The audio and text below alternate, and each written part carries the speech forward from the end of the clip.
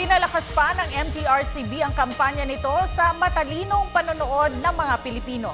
Sa katunayan, isang bagong pasilidad ang kanilang inilunsad, tinawag na previewhan ni Juan at Juana. Kung paano ito makatutulong sa ating mga manonood, alamin sa ulat ni Dina Pagibitan.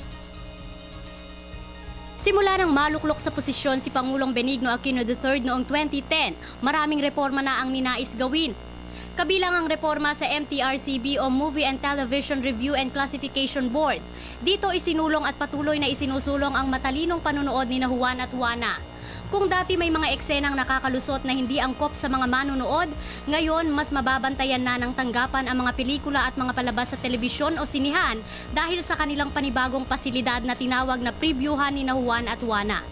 Iko-complement pa po namin ito sa pag-ikot-ikot sa iba't ibang sulok ng ating bansa upang i-empower po yung ating mga pamilya to know yung kind of know and understand and discern the entertainment that they see and watch, na maging value-based ito.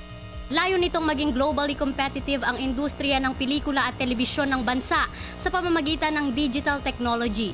Samantala, upang masakop ang lahat ng mga Pilipino sa adhikaing maging mapanuri sa panunood, magkakaroon ng MTRCB mobile application.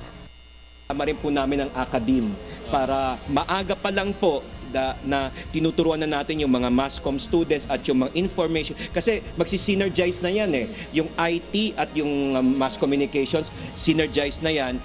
Habang bata po, tapos papasok na natin po dyan yung value-based na approach towards media and entertainment.